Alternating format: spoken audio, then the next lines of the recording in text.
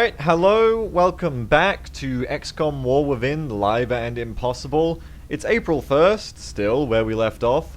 And rather confusingly, as I ended things, we're not starting on a mission deploy screen, we're starting on the base screen. This is very unusual, I don't feel comfortable, I feel really strange.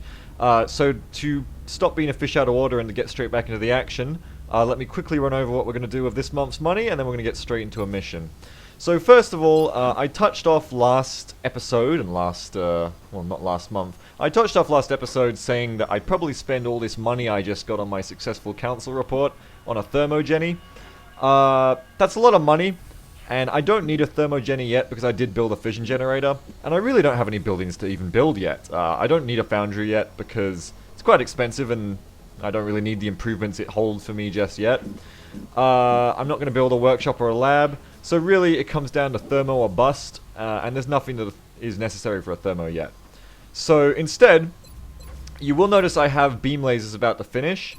I've already got my scopes coming, but with beam lasers, that's going to bring a lot of financial requirements. You know, we're going to need to have the money to build beam lasers. So what I've decided to do here is instead, I'm going to order one more interceptor for 200 bucks, quite expensive. But there is rhyme and reason to the madness here. We've had a pretty successful air game so far, and I want to keep that going. I'm not going to bet on my luck that these 4 interceptors are going to carry me through. I'm going to get an additional interceptor here, and then when these 3 get wounded, I don't have to back off because I'm scared. I can put a couple more into the fight, and I'm not going to let any UFOs get away. If everyone's ready, we might even be able to take down a medium.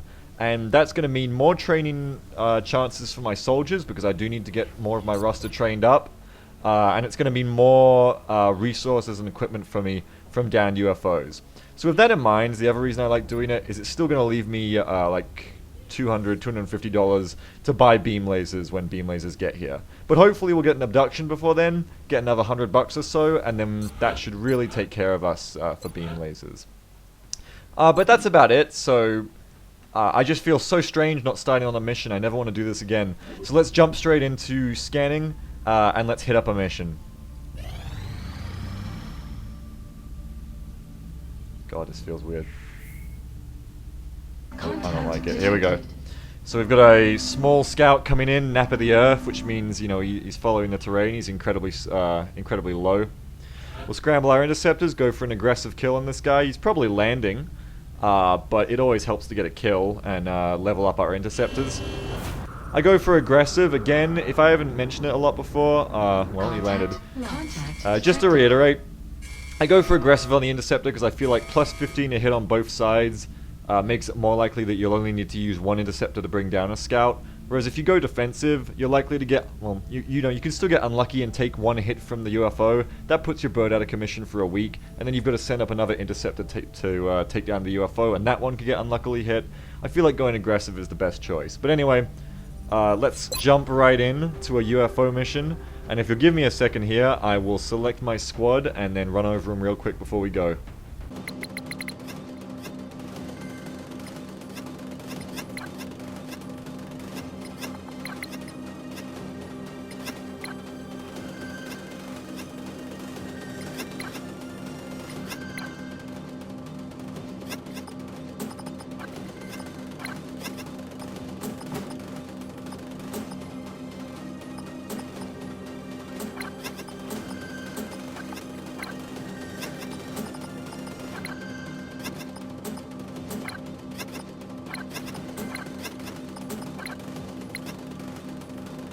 Alright, so here we go. So it's back to basics with a small UFO off the bat. That's a chance to level up some more troops. Doesn't mean take all rookies like it did in March though, because we're still facing, we'll be facing floaters and thin men and possibly seekers now, which are nothing to mess with, especially when we don't have any corporals. Now my philosophy is take your best promoted troops in tow with rookies. Don't go like it's an easy mission so I'll take specs and rookies. You got to do half and half so that the high level troops can carry your rookies. So in this case we got frag, and the other reason I'm taking these high level troops is I want to get them the corporal, and with this one more mission, these guys are all primed to probably get promoted. Killroy not so much, but the rest pretty well primed. So we're taking frag to cover the rookies with nice overwatch, and also infantry light them up is always useful to have. With the scopes on the gunner and infantry here, most of their job is done with shooting, and you can get some real high damage off the gunner with the LMG, or with the saw. So I like to stick the scope on him when there's no other item to stick on him. We've got our assault and scout shotgun team here. Sectoid's not as prevalent in this month, so instead of going for alien trophies, I've now switched to ceramic plating to give them a little bit more armor in their front line role. And you'll see I've also switched from using the tac vest for the scout in this small UFO map. Instead of going for high mobility, because it's a forest and it's not so much about high mobility as I feel it is about, you know, just staying alive and having good armor in those tree-to-tree fights, I like to just armor my troops up. Make sure that scout doesn't take any nasty wounds on triggering Overwatch. Keep her out of getting fatigued for too long, especially when we're still trying to get people promoted. Then we've got a couple of rookies along to get promoted. We have got Kung Tot and Cell. We're bringing a battle scanner and a medkit on these two. And I might even trade Kung Tot's flashbang for an AP. No, we've got enough APs across the squad. I haven't gone for flashbangs on everyone or AP on everyone. I want a nice even split here. You need flashbangs to deal with the outsider if you trigger him badly, but APs are also good for dealing with drones, seekers, outsiders that didn't die right, whatever you want to call it. So, when going on a UFO mission, always make sure you've got at least one shotgun for how many outsiders there are. If there's 2 outsiders, bring 2 shotguns. If there's 1 outsider, 2 is overkill, but I feel like these 2 are going to do well together. Anyway, enough waffling from me. It's a pretty simple squad loadout, so let's get straight into it.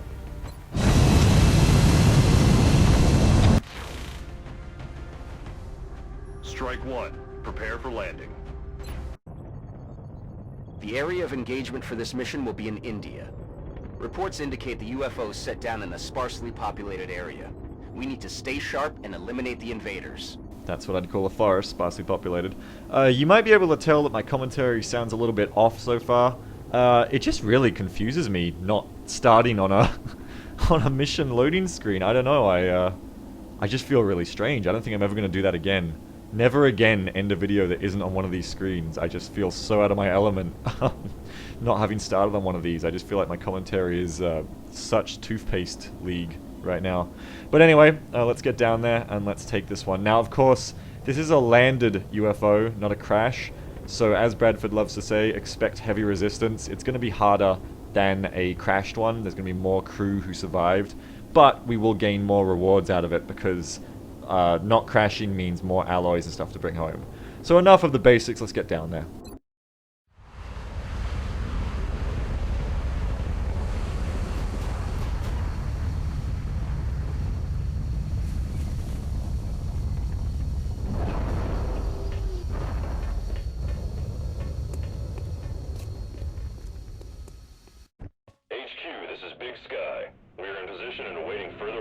Roger that, Big Sky. Strike 1, you are green to deploy. Approach with extreme caution. Current enemy status at the site is unknown.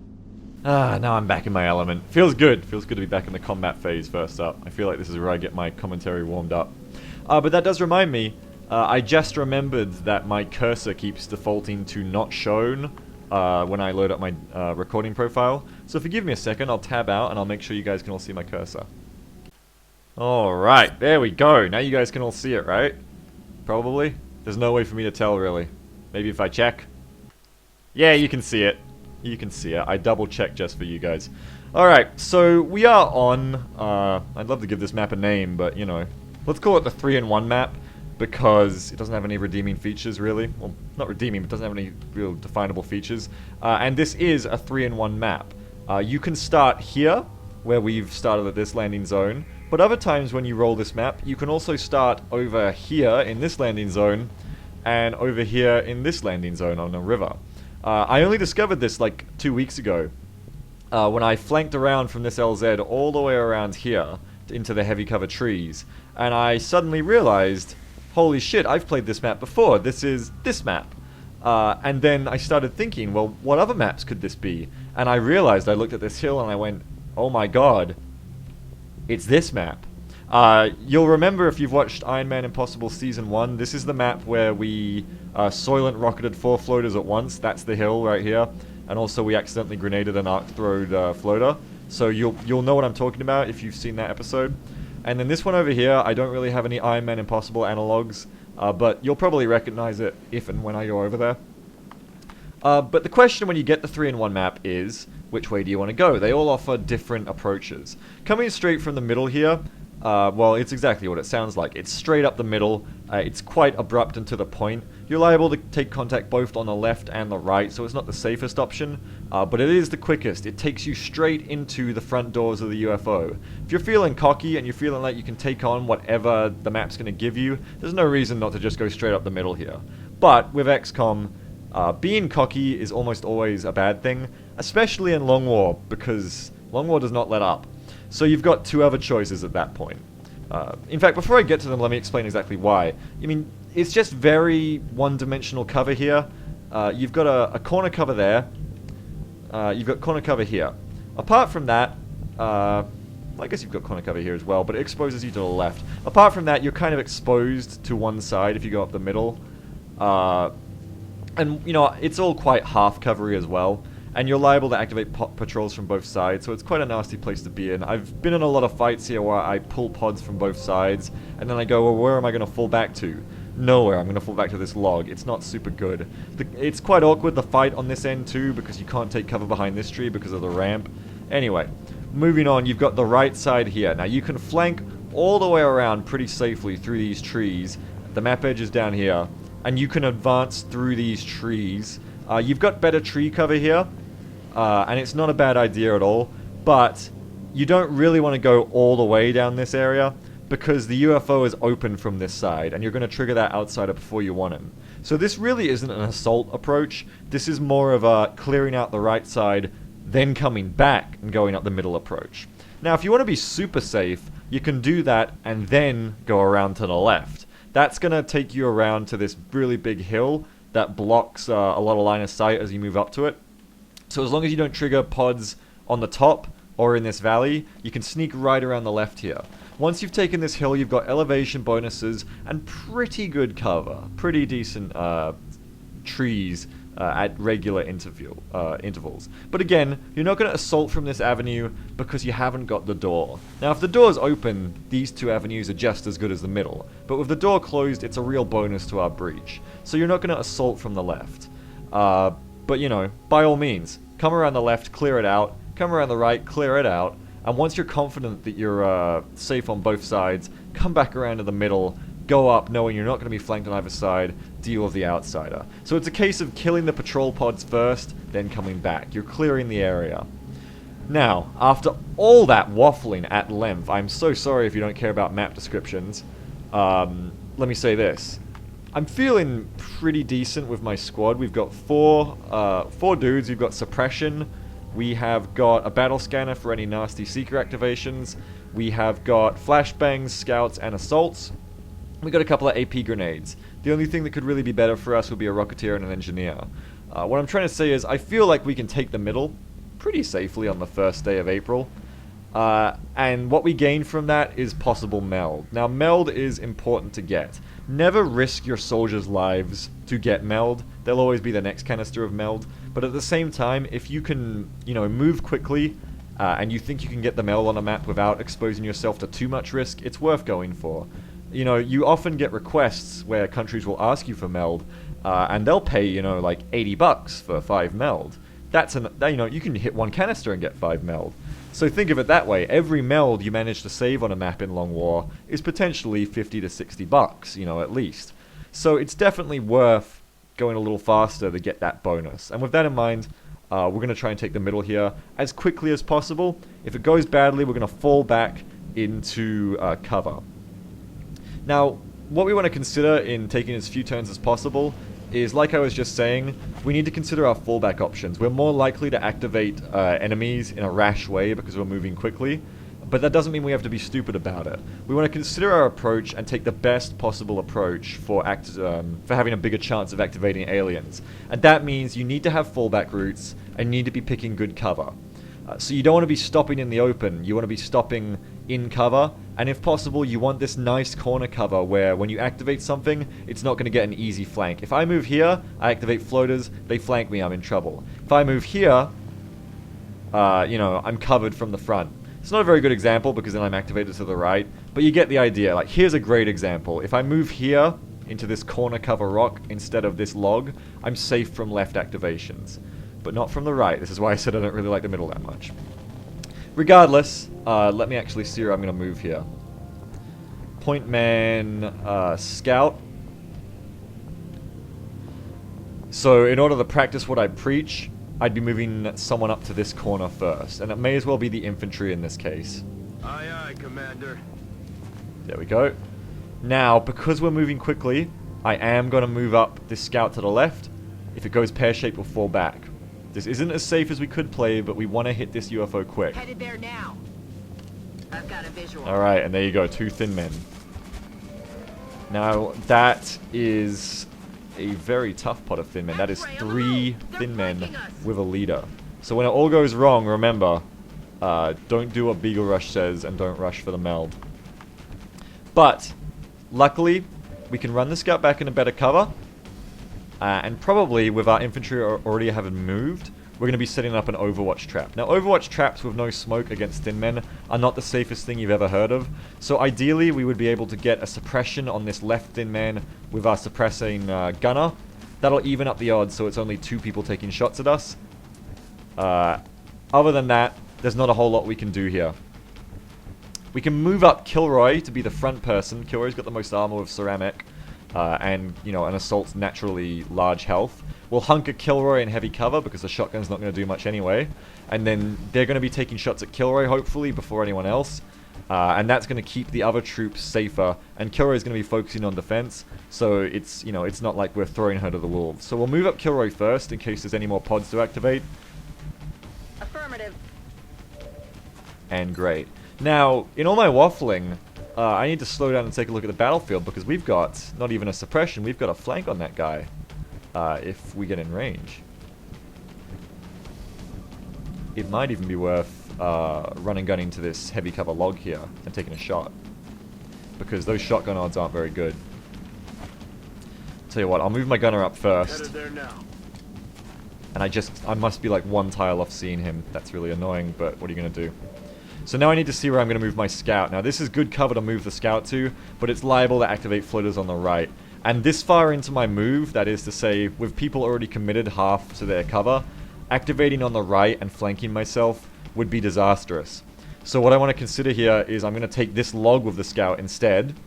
And the problem with that is it leaves a couple of my rookies without anywhere to go, or at least one of my rookies without anywhere to go.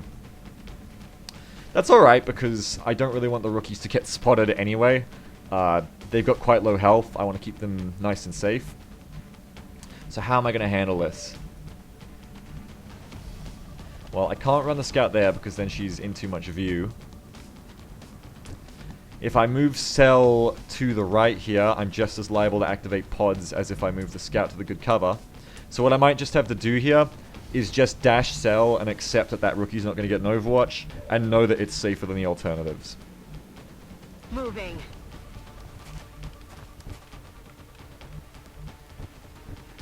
Now I really do want to take that flank shot, but I'm not going to get much better odds than the 35%, and I don't want to get greedy here. I think it's better to just a hunker in the half cover, which is better than standing in full cover because you get extra damage resistance and it's 60 defense compared to 45 in Long War. And I'm just going to have to set everybody else up in a classic Overwatch trap. And that's really going to be the best I can do here, I think. This rookie's just really not in a very safe spot. I'm concerned for this rookie, but I'm going to move her up right here. Rolling out. Go, Cell. Don't get spotted. Yes, perfect. So now we're going to hunk up. Now we're still liable to be hit. That's only a half cover hunker, but it's better defensive odds than otherwise. I'm on it. Roger. Got my eyes on Overwatch. And we're going to see what happens. Okay, now we're going to catch this flanking guy with the gunner and the rookie. Good shots, but not good enough. Maybe if that one more rookie had been on Overwatch, we'd be alright there. And here comes Frag. Frag! You can't do that. You can't keep hitting Overwatches. It doesn't work like that. Alright, we've got a thin man in half. He's taking a shot at my man. Oh, but Frag is okay. Damn, that was close. That's me getting very lucky. And then we've got the last thin man on Overwatch. Now he wants to block us from moving up here. And, you know, for real, I could get a flank on that guy if I'm allowed to move up. Although it's quite a risky flank. I wouldn't be taking that run and gun with the liability of floater pods being possible on the left there. Or, you know, sectoids, whatever you want to call it. It's just not safe. So, we don't have to worry about advancing too much. But at the same time, we do need to get closer to finish them off. And even if I can't flank this turn, I can make ground, flashbang them even. I could probably get in range for a flashbang here on the leader. Run up my scout for a second flashbang. I'm going to flashbang both of these thin men. That's going to leave me with one flashbang left on the rookie for the outsider, which I'm glad I kept on him instead of an AP. And we're just going to be moving up, shooting, overwatching, all that good stuff. Now, Frag himself probably doesn't need to move up here. He's not liable to get any flanks because by the time I get over to the left, 2 turns from now, the assault's going to be doing the flanking. And if I flank right, I'm liable to activate more aliens or the outsider. So he's probably going to be sitting right here. And with that in mind, 56% is a pretty good chance to hit. So what I'm going to do here is take a shot. It misses, but what can you do, you know? It could have hit. 56 isn't bad odds. So now it's time to do all we can really do here and trigger the Overwatch with the Scout. You always want to not trigger Overwatch as your Scout if there's alternatives like the suppression, because you know, lightning reflexes can fail. It's a small chance, but it can happen, and that thin man could hit me. But given the alternatives, it's really all I've got going for me. So I'm going to go ahead and move up the lightning reflexes Scout. Headed there now. I packed armor on you for a reason, Fugelman. Woo, we're good.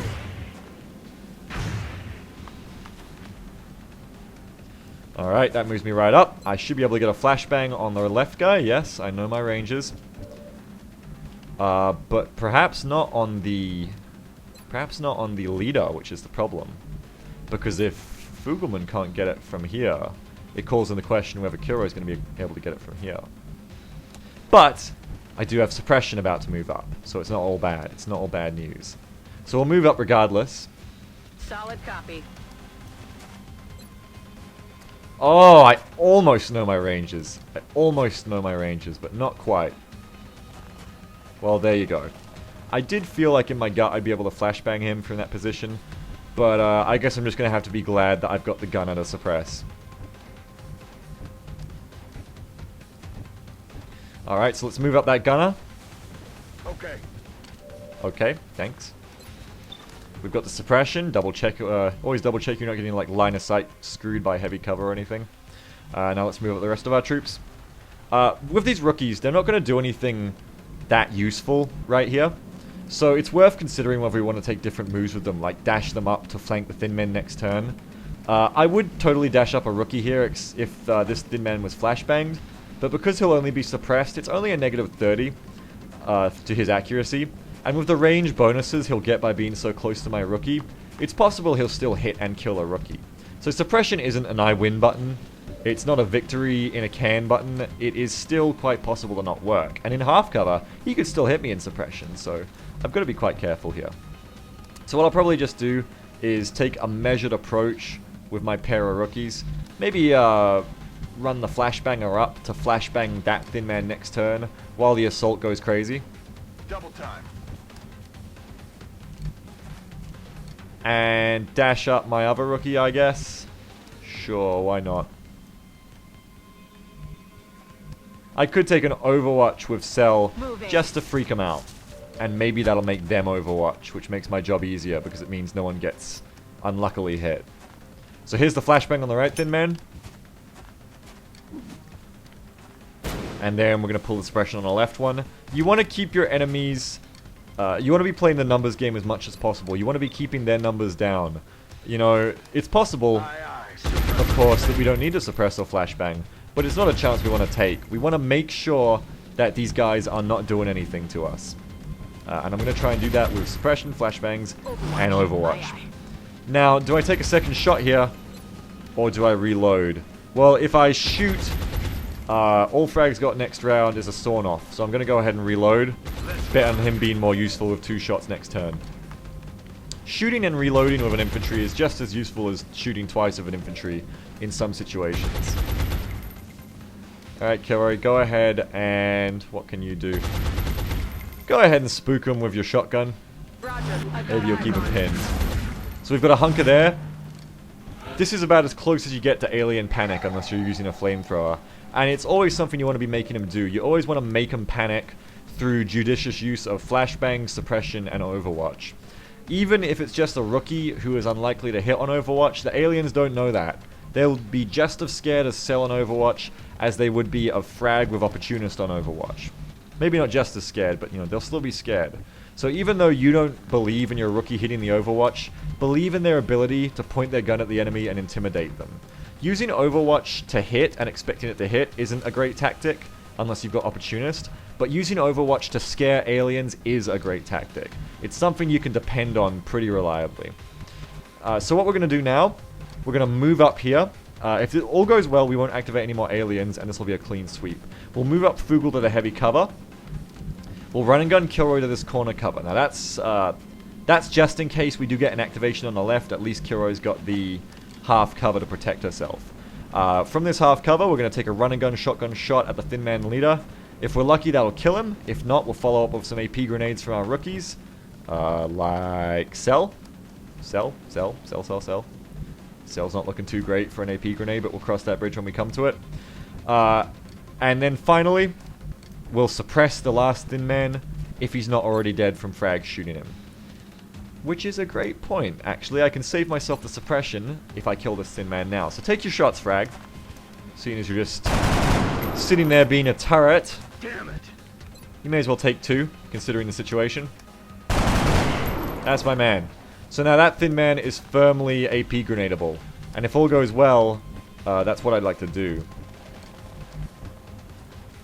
I doubt... Ooh, I might just be able to make that AP grenade work if I ran Cell up to the right. But still, we're going to have to deal with this left flank first. So first, let's run that Overwatch. Now this is quite safe because the Thin Man is flashbanged. That lasts for an extra... That lasts into your next turn. So he's still got that disoriented penalty. That's really useful when you flashbang someone who then goes into Overwatch. It means with lightning reflexes, they have about a 1% chance to hit you. Aye, aye, Commander. It can happen, but it's 1 in 100. It's pretty good odds when it comes to warfare. Visual on the goods. But it still does mean you want to use your lightning reflexes. Don't get cocky with flashbang Overwatch. It can still hit. I've dashed someone out in front of a sectoid who was flashbanger but on Overwatch, and I've got hit. And it messed me up quite a bit. I won the mission, but it messed me up. So don't be cocky. Use the lightning reflexes even when they're flashbanged, if it's all the same to you. Now we're going to take this shotgun shot. Let's do this. And pray we don't activate any aliens. Yes. Shotgun. Dead. That's what we want to see. And now we can throw all our people into the fight against this last Thin Man. And that makes me very happy. So go ahead and... Oh, you're going to get a range bonus, aren't you? Plus 12%. Maybe it's best for you to just sit where you are, rookie, even with the suppression. 55 to hit's pretty good, and it's going to up my... It's going to up my chance to hit on my other troops. If I'd remembered I had holo on my scout, I really should have waited till I hollowed him to take those shots with frag. But then again, I guess I was trying to see if I could cancel him entirely. But it would have been better to take the holo, so we'll take the holo now anyway. Miss.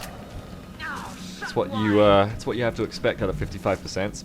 But now we will suppress and probably keep our rookies back in a nice, safe position. Can you get to the heavy cover? You can. Excellent. That is what I like to see. Aye, aye, Commander. And you could even AP him, but I don't think we need to waste the AP. Instead, we'll use the holo targeting to take some more accurate shots off our rookies. There you go.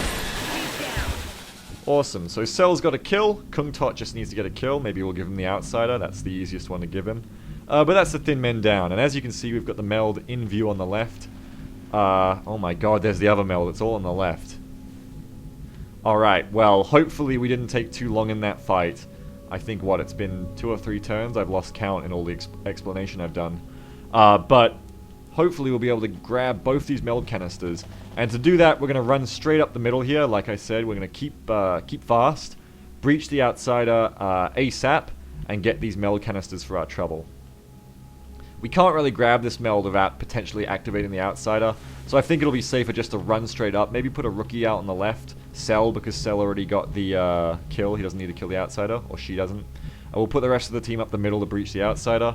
And Cell can throw a scanner on the left to check for more aliens. So with that in mind, let's keep moving up, and let's go, go, go. Headed there now. Rolling. Let's do this. Ready to engage. Medvay looks to the sky. Let's listen, listen. Floaters, it's always floaters.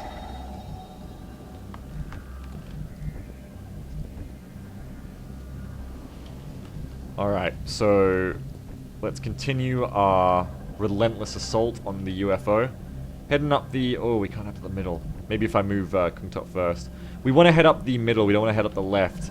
If I was to take this movement path without thinking, it paths me around to the left, and that's likely to activate any outsiders who are sitting right here in the corner.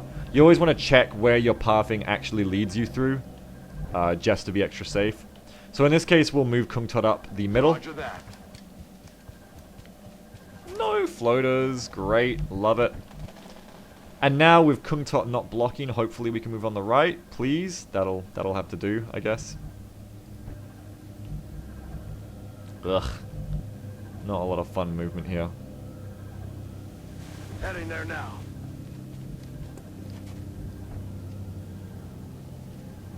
Please. That'll have to do. I'm on the move. Alright. We're going to cross Cell to the left to get that meld. We won't burn the scanner just yet. We'll probably switch places with Kilroy because we know Kilroy's position is safe. Heading to that location.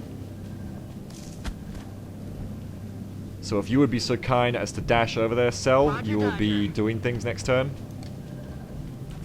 And let's not forget we have to bring Frag up. Roger that. If we dash him up, we can reload him next turn. So we'll just dash him up. And we can reload him as he ends his turn on the UFO door or similar. Got it. So Team Breach is ready to go. Good to go. On Overwatch. Yes, good to go. Covering now. Sounds like we got him on the left. Oh yeah, they're in that valley I was telling you There's about. something out there. Oh god damn it.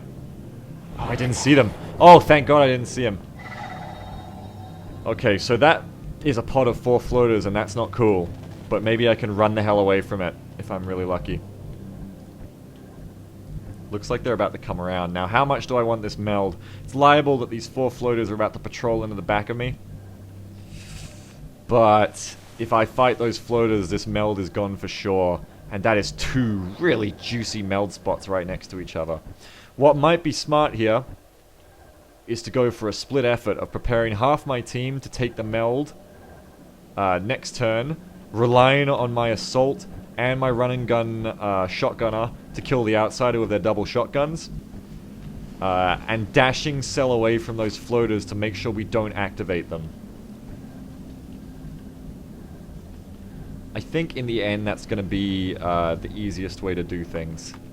Because otherwise we're liable, if we move Cell too slow, those floaters are going to patrol into me. I think that's the best way to make this happen today. I feel like I'm not going to make it to these meld canisters regardless, but I have to try. Aye, aye, Commander. I can but try. Solid. That's what we're looking for. That is what we're looking for. Now let's move Cell just to make sure she doesn't accidentally activate the floaters. Roger, Dodger. Go, go, go, go, go, go, go, go, go, go. Good, good, good.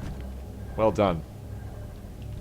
We're going to really rely on our shotgunners to take out this outsider in as high speed and low drag a format as possible. Heading there now.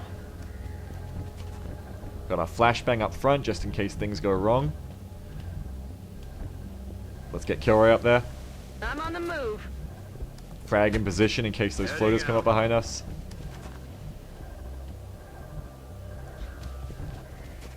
Roger. I've got my eyes on it. Get some. Eyes on the Watch for those prize. floaters, Back watch for those online. floaters.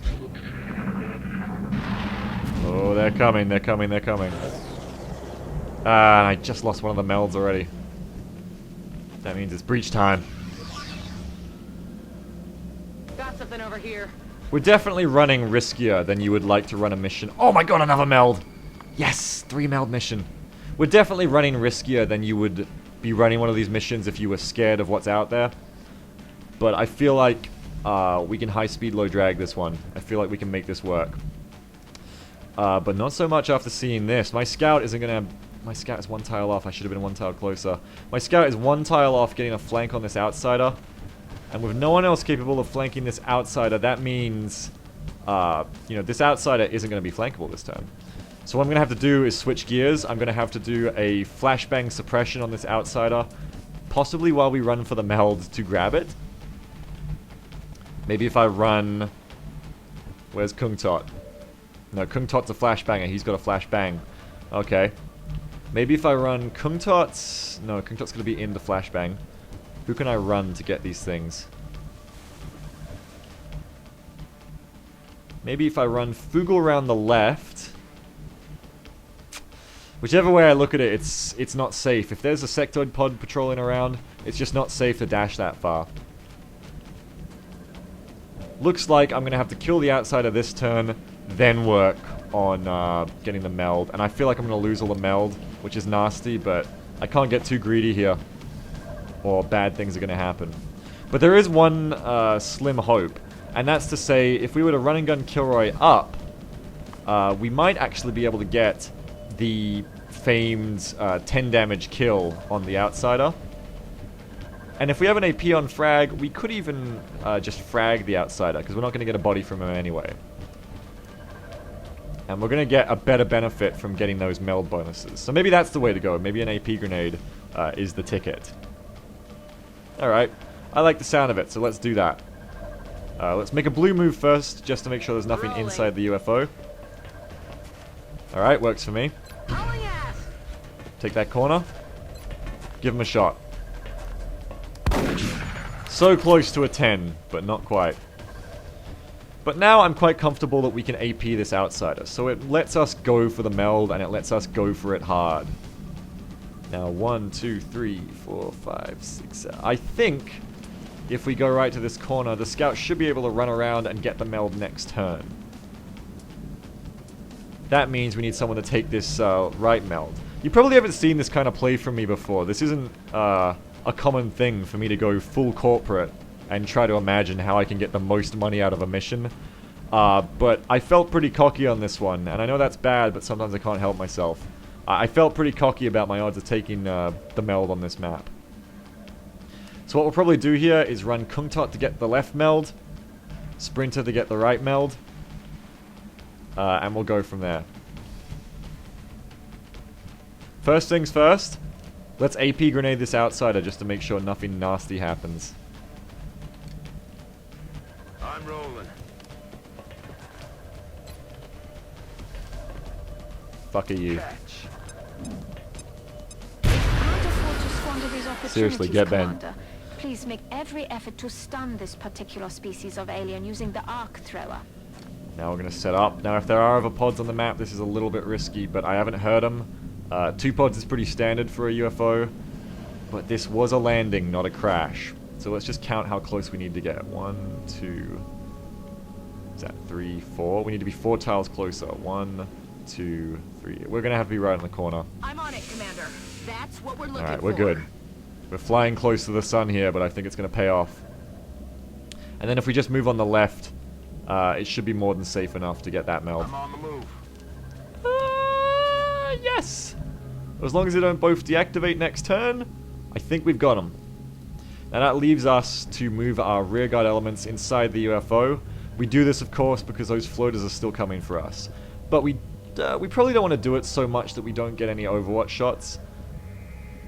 Actually, I take that back, because floaters often go on to Overwatch when they're revealed. It's probably safer to just get inside at this point.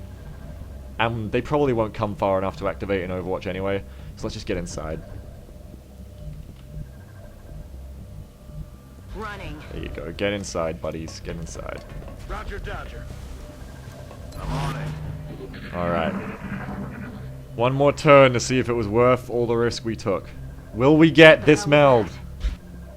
Or will it disappear? Yes!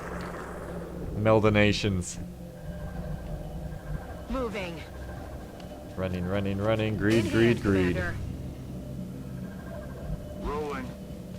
Greed, greed, greed is good. 2 out of 3 meld ain't bad, considering we've gotten such early thin men contact. And considering we've got 2 rookies on the team. And considering we've got a 6-size squad still, not 7. That ain't bad. So now all we have to do is get people in position for the floaters. There's no more time limit now that we've taken the meld. We can really take as long as we want to here. And that means the best way to engage them is really up to us. They're still stuck in this corner, I'm assuming. So where do we want them? I mean, the UFO is obviously the most durable place for us to engage, but a better question is, where is the worst place for them to be engaged? Well, they've got a lot of hard cover to fly into in this position. You know, it's not hard for them to get in really easy covered spots, and then we haven't got anyone to flank them. Where can we make them engage where they're going to be really hard pressed to find good cover? Well, this map's pretty generous with its cover, so it's hard to say. But what we could do is potentially not sit on the doors, but pull back further into this half cover here. See, on the doors we're liable to hit a patrol right here where they'll fly into the heavy cover, but if we pull back to this half cover, our sight's going to come back just that much more, and the floaters are more liable to sit in the open, or maybe go to these half covers here. Half cover, half cover, half cover, half cover. I feel like they're less likely to fall back into the full cover trees. And the further back we are, the truer that is. The only thing you have to consider is that we'll be stuck in half cover because of the overwatches. But c'est la vie. What we'll do, I think, is stick a flashbanger like Kung Tot right up close on the wall, and then this defense in depth works even better for us, because they'll activate closer to me, then my flashbanger Kung Tot can poke out on the corner for a flashbang. Yeah, I like that. I think that's a good move. And I can support that by having troops overwatching from here or here as well. If I have my assault on the left, it makes it easier to come around and flank them when they end up in this half cover as well.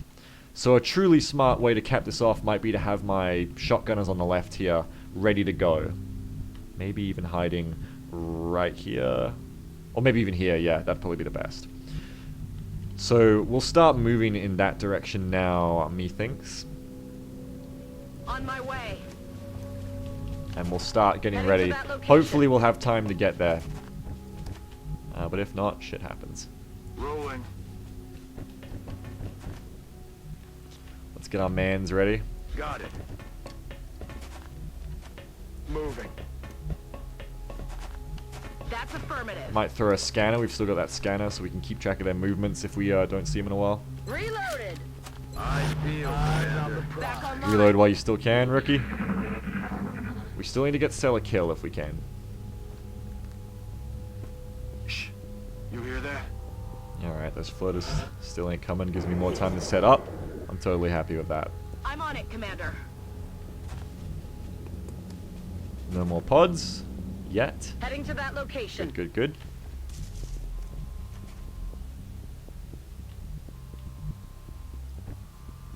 In fact, if I wanted to get really devious, and I expected the floaters to patrol anymore, I could actually just hide everyone here, wait for them to path into the UFO. When you get down to it, there's probably no better way to engage the floaters than that. So perhaps that's what I should aim for. I can even hide additional people on these corners. So yeah, you know what? Come back, assaults, because I like that plan better. Got it covered.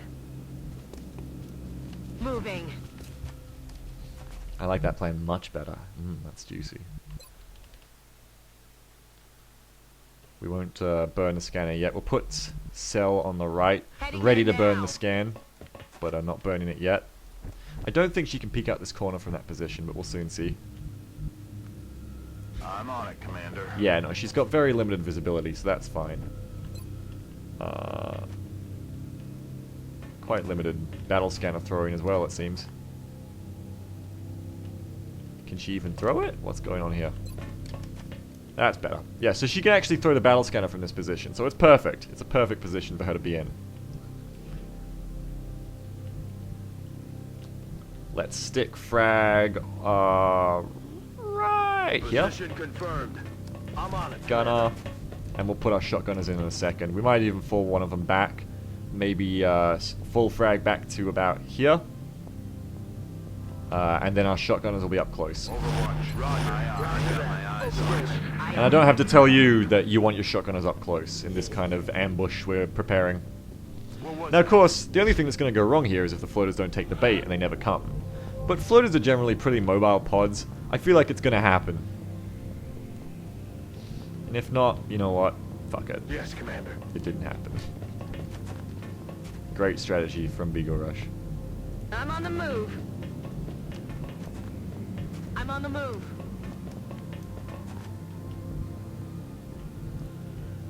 Alright, Sal. Tell me about these floaters. What are they doing? What do they eat for breakfast? What do they like? Let's have a peek. Let's have a peek at their souls. Oh yes, they're coming! Step into my Vietnam I've prepared for you, floaters. I might even want to full sell back off even this limited vision. I want them to come in through this door, or at least one of these doors. But this means I don't want to... Oh, I need to get people into position. Yes! Get into position. Moving to Overwatch. Roger. Roger. I've got my eyes on. They are coming. They are definitely coming. Oh yeah, you guys want me. I'm kind of stuck here. Ideally, we would have guys on both sides of the door, because Kiro is more likely to get vision out of this door where she's standing. But I'm kind of stuck. I kind of can't. If I move across this doorway, I'm going to activate them early. So I kind of just have to wait. It's scary, but it's all I've got at this point. Any movement is going to activate these floaters. So let's just keep waiting. On Overwatch. I'm on it. Roger. I've got my eyes on. Affirmative. Covering now. Got it covered. Roger. I've got Come my on, eyes babies. Come on, babies. Did they activate yet? Nope, Kiro didn't see him yet. Oh! I'm literal tiles off seeing them too. Is that Cell? I don't know who it is. I don't dare to move anyone. You learn so much about alien activity from battle scanners. You never really get a chance to see them otherwise, see what they do when you're not looking at them. But when you have battle scanners to spare, it's like you're playing XCOM with David Attenborough. You really get to see into the lives of the aliens as they forage and patrol and hunt. And it's where you learn a lot about what they do off camera. Moving to Overwatch. Moving to Overwatch. Come on, babies. I've got eyes on. Come to daddy. Check out what happened to the UFO. Oh, we're getting close. Oh, I'm getting greedy. I want to activate them right there. I'd mow them all down, but I need to show restraint. They could still come in. I'm just scared of them flying off, and then, you know, I'd have missed my great chance to peek out and murder them. But if I run out here, they're liable to all run around and go crazy.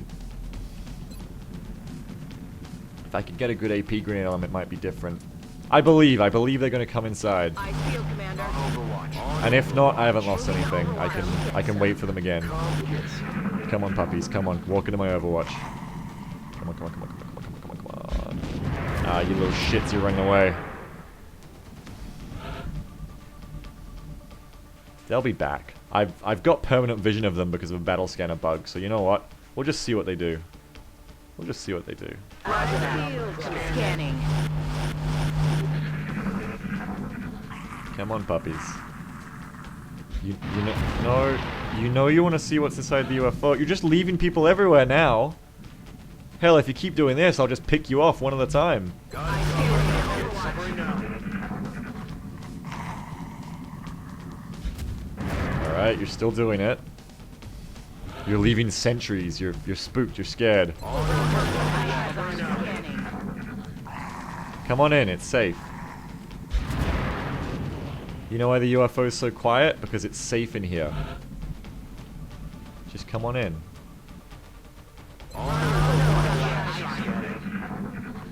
Come on. Come on. Oh, you're so close, aren't you? You're fucking begging for it.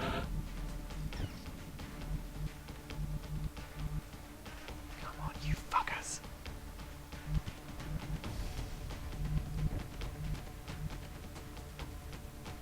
Aye, aye, Commander. Come on, you little shits. Okay. Contact. Ah, I did it! As I made the move, I thought, is this going to activate them? And indeed it did. Now this, compared to what we want to do is a fairly bad way to activate the floaters. But we have flashbangs up our sleeves, and it looks like they kind of all clustered. So we might be able to pull this out. I'm not super convinced, though. The problem is they're going to get on the roof, and the roof is a scary place to be engaged from.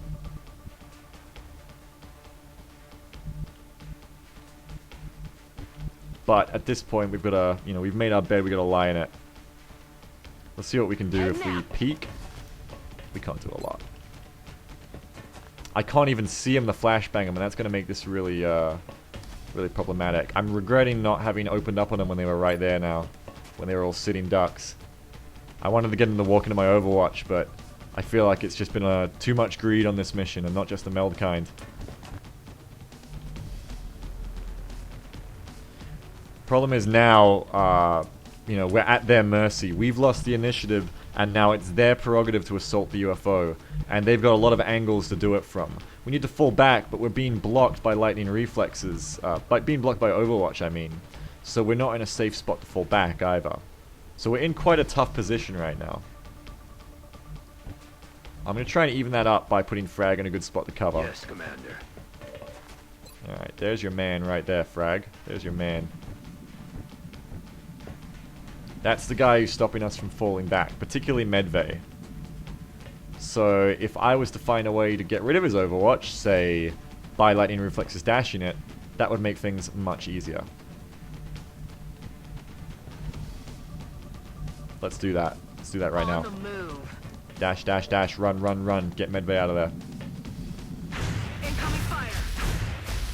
Alright. That gives us a little bit of initiative back. That lets us kind of fight on our terms instead of being scared and pinned. And I'm going to run my suppressor right back. But first, let's see who else we can run back here. Kuntot's kind of stuck. Kuntot's very stuck. Kuntot and Kilroy are going to have to hold this corner for this turn. But the rest of us can get out of here. And that's going to let them support these guys next turn better.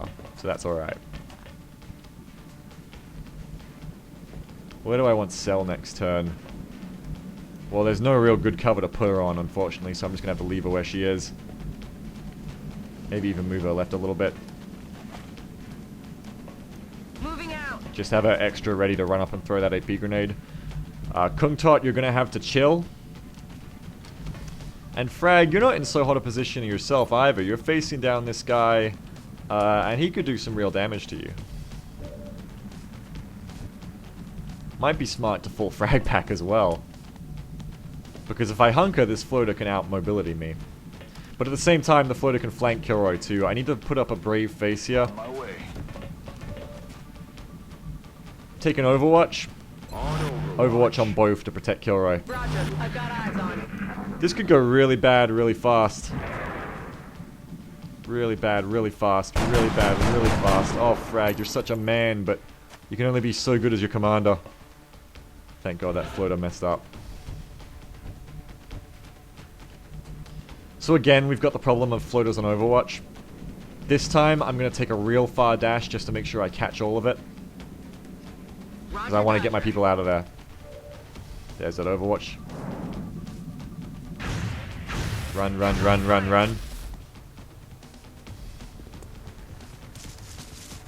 Alright, the other floaters haven't shown up, but they're probably about to breach from the left or the right. So this is probably our last chance to get the hell out. And I'm going to do just that.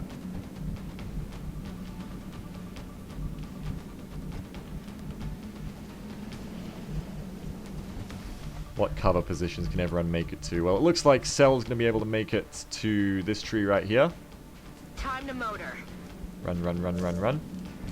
Which might let Medvay run to another tree. No, not quite. Sad day. We can't bound Frag back, so he's also may as well be dashing. We just want to get the hell out of here. This is just a bad place to be right now. Even if it means a lot of dashing. But we can dash back to here, and that's out of our line of fire at least. And getting Kung Tot and Kilroy out is also a priority. They're probably going to have to make it to this wall. So I'll tell you what we'll do. We'll get Kung Tot out first. Put Medvay on this wall to cover. And everyone else is going to dash. Starting with Kung Tot. Got it. Moving. Kilroy. Orders confirmed. Moving out. And Frag the man. Yes, sir. Overwatch. And let's keep trying to withdraw. Alright, let's see if that Overwatch pays off. Hey, solid work, Medvay. No longer a threat. Good job. Even with piss poor commanding, your troops can pull you out of a hole. It's good to see. Let's keep moving around to get eyes on those floaters. No eyes. Wonder what they're all doing back there. Mass Overwatch orgy as usual with floaters, I suppose. Heading to that location. Fighting on the UFO, if you catch and kill the aliens in the first turn, is quite safe and good. But if you get caught with aliens having assaulted you, you're going to get breached just like we breached the Outsider. There's all sorts of entry points, and especially with the high mobility and the flying nature of floaters, they can come from anywhere. So really, you've got to spread yourself so thin to not get flanked in that fashion, I believe. So I'd like to just fall back at this point. Let's do this. Oh god, there's one right there and he's not on Overwatch. That's some luck. That's some luck, I tell you what. I'm tempted to run and gun in and kill him. But it's not worth the heartache of being flanked by a floater. You know, it's not worth being team baited, as they say. So instead, play it safe, fall back. There'll be a chance to kill him next time.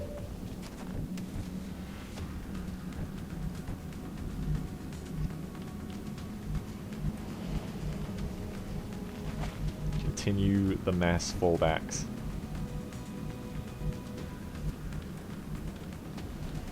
You can make it to the meld, Kung Tot, good man. Double time.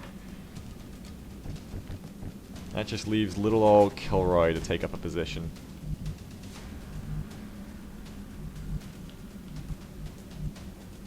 You, why don't you run the right here, Kilroy? You'll be Moving fine. to designated position. You've got more armor than everyone else, you'll be okay.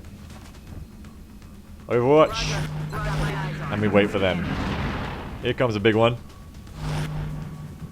They're playing the Overwatch game as well. That leaves one missing floater. We spot two, one missing. Luckily we've got suppression in range of one of these floaters, and we've got frag in range of one of these floaters. We can holo target also. But that is going to be a plus 10 benefit at the cost of leaving Fugelman exposed to taking a hit from this right floater, as opposed to us hunkering down. So preferably we won't use that. Got a lot of shots on this guy and we've got a suppression. So I think with Frag's help, we can make this dream come true. Frag is a very strong man with a very strong back.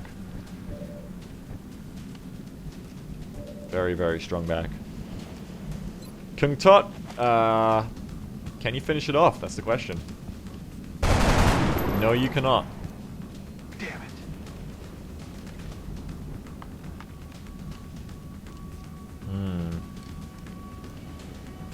I don't know, Cell's extra liable to be flanked if I do this, but then again, so is anyone. I need to finish this fight, so... Will I get Overwatch moving to that position is the other question. I really shouldn't. But I don't like taking shouldn'ts. Shouldn'ts are not fun to take when they fail. 21% to hit is pretty balls. But I really don't want to take that second shot with Frag because then he's flapping in the wind. What to do? That's definitely not going to trigger Overwatch, but then I'm in shittier cover. That might trigger an Overwatch. And the 35 isn't that likely to hit. Might just have to bite the bullet, take a frag shot. X-ray neutralized. Because you know he always gets that X-ray.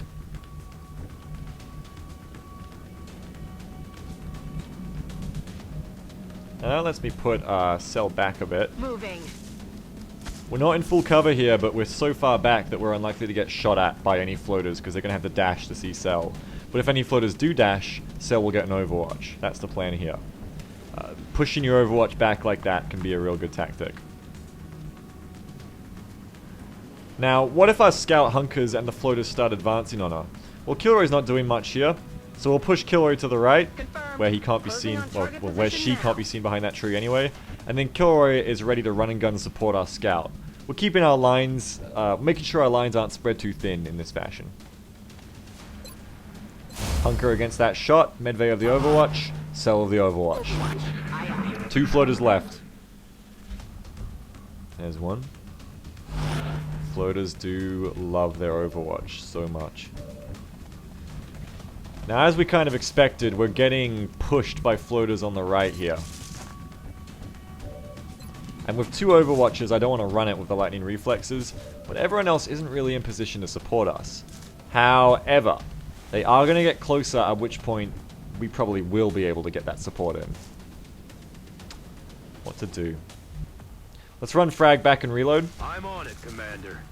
That's going to open up the non-flanked spot for Medvay. Copy that. And while we're at it, as they're approaching and flanking us, Moving to position. we will approach and flank them. With a vengeance. Roger. Got my eyes on. Back online. Roger that. Scanning. We might push Cell just that little bit On back my to make way. sure she doesn't get hit. Roger that. Scanning. And carry on pumping. Here they come into the Medvay man. Excellent shot. Wonderful shot. Medvay's pretty good. Kung Tot. Not quite, and you're in half cover there, buddy. I wasn't expecting them to come left. I was not expecting them to come left. But floaters are addicted to Overwatch. It's really unhealthy in a lot of cases. I mean, here's the thing about floaters overwatching a lot.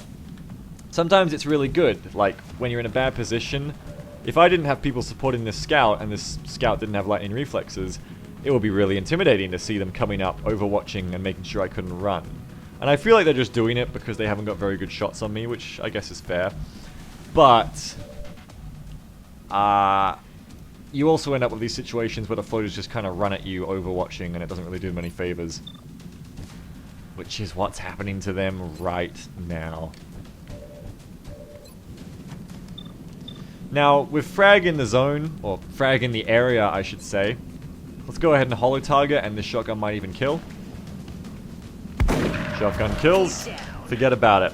Now I want to get Cell the last kill. So we're going to suppress. Cancel the overwatch. And what was meant to be a quick mission, thanks to greed, turned into a little bit longer. But let's pray for Cell. Pray for Cell. Great job, Cell. He's down. All mission objectives completed. God bless XCOM. Mission complete. So we certainly played it much riskier than you have to. We played it fast. We played it loose, and perhaps due to a little luck, but also due to a lot of crowd control in the form of suppression and flashbangs, we made it out okay. And we made it out with 2 meld canisters, and hopefully 2 promoted rookies. So, you know what? We came out pretty good. Certainly a lot of lessons you can learn from that, like if you play risky, you're gonna activate aliens. An exemplary I had better performance. lessons, but I Let's can't hope think of all them because these Valen's operations talking. go as smoothly as this one did. Look at these goddamn nicknames. Sheriff Kilroy, Lockdown Fugelman, DOA Frag. Dead on Arrival Frag. Impressive. But yeah, there was stuff to learn from that, like floaters won't necessarily come in the UFO. When you see a good thing, take it. Like when those floaters are right in front of the door, stuff like that. But we came out of it without a scratch. Let it be a cautionary tale for the average XCOM soldier. Let's get all these promotions taken care of. So now Frag, as you all know, is a machine who never misses. And what happens to all good XCOM soldiers who never miss is eventually they start missing. Which is probably going to happen now that I'm taking Opportunist. Now Opportunist is when your infantry is supposed to start not missing, because Opportunist eliminates the aim penalty on Overwatch. Usually when you take Overwatch of a standard soldier, and this works for the enemies too, so factor this into your plans to beat enemy Overwatch, usually it's at about a 70% reduction in accuracy. So if you had a 100% chance to hit, and then you took an Overwatch, that would go down to 70% when that Overwatch triggers on the enemy who's, running at you. If the enemy dashes, or if you dash, there's a further modifier to that. I don't know what the modifier is offhand, but it's enough. It's considerable. It takes it down to like a 50 or a 40% reduction, I believe. Or, you know what I'm trying to say here. So the point is, Opportunist is a really good perk. It also allows your Overwatch to crit. Now, Overwatchers don't usually crit, so that makes your infantry a real killer, and it effectively means your infantry is just as good on Overwatch as they are taking a normal shot, which lets you do some really interesting and creative playstyles. The infantry is really built around Overwatch in my eyes. You can take stuff like Executioner and Ranger or Gunslinger and make like a real, an alternate build infantry. You can get really indie and underground if you want, but for my money, they are just these incredible killing machines when you put them on Opportunist. And because they are so specialized around Overwatch, you can use these strategies where if you have a couple of infantry or even just one, you can fall back and really lure the aliens into effective Overwatch killing traps much better than you could in vanilla. So Opportunist is a great, great pick. Just wait until infantry gets Sentinel down the line, and then they get 2 Overwatches a turn too. That's insane. Now we've got our Scout. Now, Flush is great, Lone Wolf is okay, Battle Scanner. You gotta have Battle Scanners. This is why, well, okay, Lightning Reflexes is why you take Scouts in the early game. Battle Scanners is why you want them for the rest of the game, on top of Lightning. And then finally, around here you get In the Zone. Sprinters in here too. But these are the real key skills of a Scout to me. Flush is a great skill, but it's better on higher damage soldiers like the Gunner. Because it reduces your damage by, I believe it is 50%. That can work with a shotgun, but Battle Scanner is just so good. It is just so good. You just get 2 free scanners that you don't have to take in your item slot anymore, and you need to take scanners from the 2nd month onwards because you got Seekers coming at you. If you don't take scanners on a mission, and Seekers show up, well, enjoy being fucked by Seekers. That's really it. In my mind, battle scanners are mandatory. You have to have them. And especially when there aren't any Seekers, you can use them for interesting things, like seeing where the floater pod is, that kind of stuff. It's just so critical to the Scout, in my opinion. Now, Kilroy is down to Corporal at Assault, which means next rank at Sergeant she's going to get Close Encounters. That's going to be fun. But let's stay in the present. At Corporal, we pick between Gunslinger, Tactical Sense, and Aggression. Tac Sense is an okay-ish perk. Aggression is an okay-ish perk. I mean, for me, they add good benefits, but they're still just that. They're fringy benefits. It's like, if I have 4 enemies in sight, I'm going to get plus 20 to my defense. Great. Maybe I don't want that. Maybe I want my assault to be tanky. Maybe I want people to be shooting the assault because I've stacked reinforced and alloy plating on them. Aggression, plus 10 critical chance per enemy in sight. That's good. But at best, it's a plus 30. Now, that's important when it takes your assault 70% crit up to 100% maybe. But otherwise, if it's 0% to 30% or 30% to 60%, it's good, but it's not game-breaking. Gunslinger. Obviously, I leave the choices I take till last usually, so you guys can guess I'm going to take Gunslinger. And here's why. Even in vanilla, and even before Long War nerfed pistols to hell, Gunslinger was my pick, because it added plus 2 damage, and it made the assault have a rifle in their pocket, basically. Right here, this pocket right here. Now that's important when you're assault, because you're taking the shotgun everywhere. You haven't got the long-range option. But with Gunslinger, you don't have to choose between a shotgun and a rifle. You've got both. You've got the rifle in your pocket. That's amazingly powerful. Now, Long War has made Gunslinger... I'm slurring all over my speech tonight, I'm sorry. Gunslinger even more important, because in Long War's most recent betas, the pistol has been nerfed to have shotgun-style accuracy reduction at long range. Gunslinger negates this, and it also confers plus 1 damage. Now, you might think you're losing out on 1 damage now, but the way that works is, if you get the machine pistols, that's going to add back up to assault rifle level damage. So when you get the laser machine pistol, that is laser rifle damage on top of, full range accuracy on the laser pistol. So it really makes your assaults the people who are good at using pistols.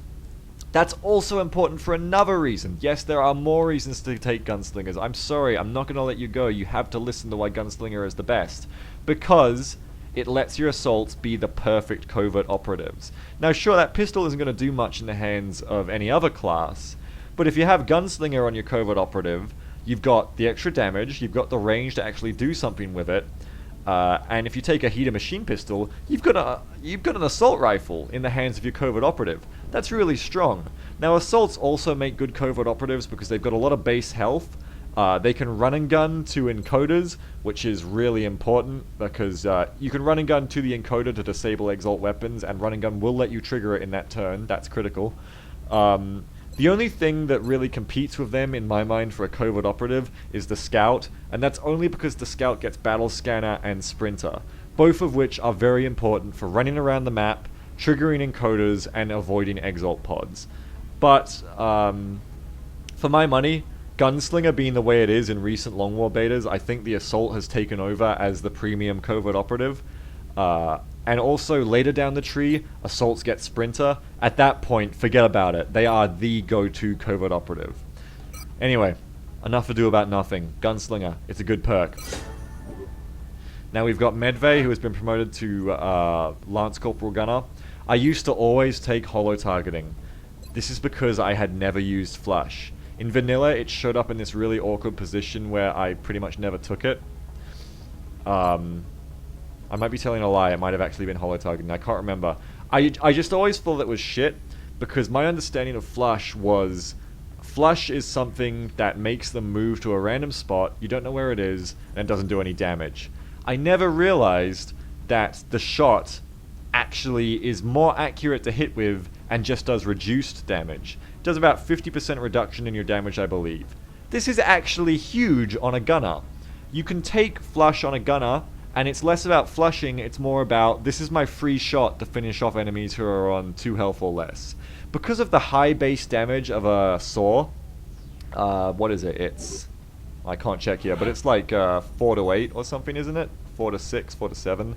The point is, because the minimum damage of a machine gun is about 4, reducing that by 50%, your minimum damage is going to be about 2, not accounting damage resistance. And you're going to gain accuracy, especially if you put a scope on the gunner, of a great magnitude. You're going to take 50% shots up to like 80-90%. You're going to take 30% shots up to 50-60. And you're also going to get the bonus of making the alien freak out and run. And if there's no good cover around them, that usually means you'll put him in the open. So Flush, once I realized I could use it to finish off enemies, became my go-to pick. It's incredible. Now it certainly hurts not having holo targeting on the gunner, but I've still got it on the scouts, and Flush is just too good not to take. It's incredible. It fills that role of mayhem suppression in Vanilla that I used to have, where you use the mayhem suppression to deal 1 damage to things. Flush is just insane. You'll see it happen. Medvay is going to kill 2 health floaters all day. And the best part, I know I'm talking a lot about perks today, I'm sorry, but they excite me. The best part is when we get heat ammo on the gunner. Heat ammo applies after the minus 50 reduction. That means it doesn't get cut in half by Flush. That means against robots, you're going to deal like 6 or 7 damage possibly against like a Seeker or a drone. That is so huge. You can flush a damn drone and it's dead. And you've hit it for like 90%. So, gunners, Flush, take it. It's so good. Try it today. And then you've got our 2 rookies who have been promoted to Scout, Sniper, and Weapons. Great. You can never have too many rockets. You can never have too many Scouts. Love it. Let's carry on. So we've gained some floater corpses, thin man corpses. None of them got blown up by grenades. That's good. Illyrium, alien alloys, frags, lots of meld, lots of meld. We've got some 2 intact computers and a power source. That's a pretty good haul. Well done, gang. Alright, we came out of that really well. So let's see, what else are we going to do here? Well, we've got 234 bucks. Flesh and metal Yep, troubles me. thanks, Shen. We've got 234 bucks. Still haven't had the abduction to get more money. So we're still saving our money, hoping that when Beam Lasers hits in 5 days, we're going to have the money to buy everybody lasers. And oh boy, the fight against the aliens kicks into overdrive when you get Beam Lasers. So I can't wait to get that rolling. One thing I probably want to do here is maybe get a couple more rookies, maybe 2 more rooks. Let's say I get a bunch more light or UFO missions in the next 6 days. I want to have rooks ready to capitalize on that. Now my roster's looking pretty great at this point, but it would help to have 2 more rookies. 2 more rookies, and that's going to allow me to get a really solid looking roster by the 3rd month if I can level them all up this month. And it's pretty cheap. Soldiers are really cheap. I don't know why. I don't really have any interest in buying anything else. Nope. Let's carry on, folks. Uh-huh. More scopes, more money. Let's name our new interceptor. Raven 5 is Casper Phallus. Ideally, we'll get that 6th interceptor soon. I'm quite low on weapon fragments, India. I'm sorry, I'm gonna need to keep those. I don't have enough. Contact detected. Alright, we've got another UFO coming in, guys. Now, this one is low. It's not Nap of the Earth, meaning we're gonna need to shoot it down if we want to get a mission. But if we can get this mission, that is gonna be another small UFO scout that we can take rookies on the train. Oh, man, I'm gonna be so happy if we shoot this down. Smokey, make me happy. Make my dreams come true. You wouldn't let me down. Come on, come on, come on. Oh, it's gonna get away from me. Bangs out. I can't afford to abort and retry this one. It's been too long. Approaching target now. You just gotta go for it. Hit it. Hit it, you son of a bitch. Oh, shit. Disengaging. Wow, it's not my day. Go, Hawker. Get it, get it, get it. Engaging bogey. Come on, come on, come on. Closing on I target. want this mission. I'm ready for it. I want it. Come on, you son of a bitch! Ah, life is good. Life is so good. Ah, when you want to train troops, there is nothing better than getting 2 small UFOs in a row. Oh, yes. Oh, yes, yes, yes. And it's crashed. I'm going to take 3 rookies. Oh, life is good. Oh, I can build an officer training school. No, that's what I should have built. How many days did I lose? I lost 3 days on that. Scientists in the lab, Commander. Now is not the Damn. time to cut back on resources dedicated to our research projects. I need that officer training school. Let's get that building. Didn't even listen to Varlin. We need this so hard. We need that 7th soldier slot. I'm running out of money.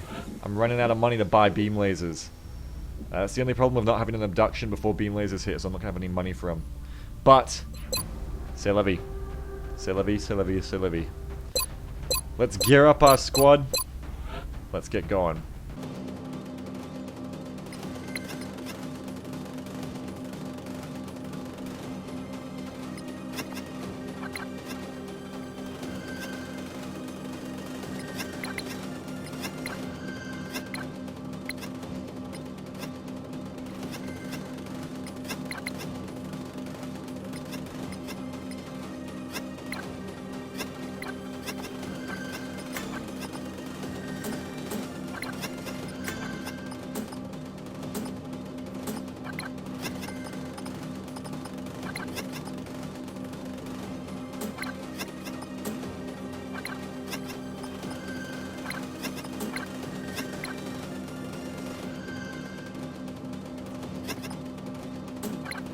Alright, wind it down. So, here's what we're looking at for this mission. I'm going to try and, well, not Awa. I'm going to try and get Drake close to leveling up, or possibly leveling up of this mission if she gets a couple of good kills, maybe. I'm going to be taking another gunner. Now, here's an important point of why I'm taking a fatigued gunner. At this point, with so many specialists, it doesn't really matter which gunner we take. Take whichever damn gunner you want, alright? So the point is, you know, Cell's going to be exhausted for up to 10 days from this fatiguing, but it doesn't matter because we're going to we're much more likely to gain a promotion out of this. Now that's important. Let's say we take Renzol. Renzol is at 178 experience. Less likely than Cell, who is at 248 or something. Renzol goes on the mission as a gunner. Renzol might get promoted, might not. Either, you know, it's less likely. Either way, we end up with, we probably come out of it with another spec gunner, maybe a lance corporal, but either way, that person's going to be fatigued. On the other hand, if we take Cell, we're almost guaranteed that Cell is going to level up, even if she doesn't kill anything, and then she will definitely be a lance corporal, and then we probably weren't going to take that gunner during their fatigue time anyway, except for reasons like this, so it's no harm done, and then when she's back, we're going to have a definitely promoted gunner instead of Renzol, who was a maybe promoted gunner. We're coming out ahead in terms of effectiveness in promoting our troops faster. And right now, as we're finishing up promoting all our rookies in our roster, we need to really start thinking about... whoops, it took away our scope. We need to really start thinking about promoting our actual specialists. Because it's all well and good to have a roster full of specialists in March, but in April, you need a roster full of Lance Corporals and Corporals pretty quick. For that reason, this is going to be one of the last missions we take so many rookies on. Next time, you're going to see me be taking specialists that I want to level up, and maybe 1 or 2 rookies. Like, you're going to see me take... we really need specialist engineers. We need more Rocketeers. We need them leveled up quicker. We probably need a sniper leveled up at some point. You get the picture. We need to start working on a spec roster. But just for today, on this bonus UFO we've got, I'm going to take this last chance to get these 3 rookies promoted. Now, we've got standard issue loadout. You'll recognize this loadout from last time on the gunner. Scope and medkit for those high accuracy, high damage shots. You have got the infantry of his scope. I'm taking a smoke grenade this time, just in case I get in a nasty firefight again.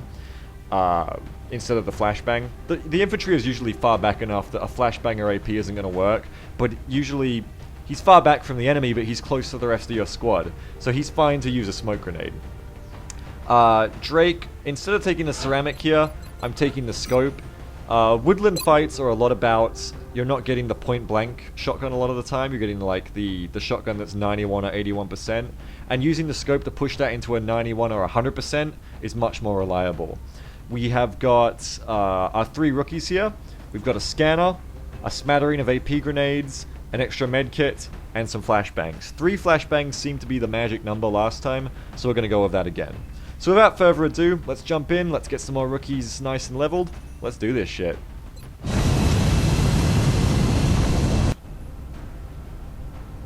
Strike 1. Prepare for landing. Man, that was close. We're heading into China for the next operation. The downed UFO is in a densely populated urban area. We'll need to move in and secure the scene before people start panicking. Alright. This is a densely populated urban swamp, and we need to stop the swamp denizens from panicking. That is really happening. So, join me next time. My mic fell off and I tried to play it cool. Join me next time as we venture into the urban swamp for Operation Swift Night, and we venerate some rookies into the fold. See you then.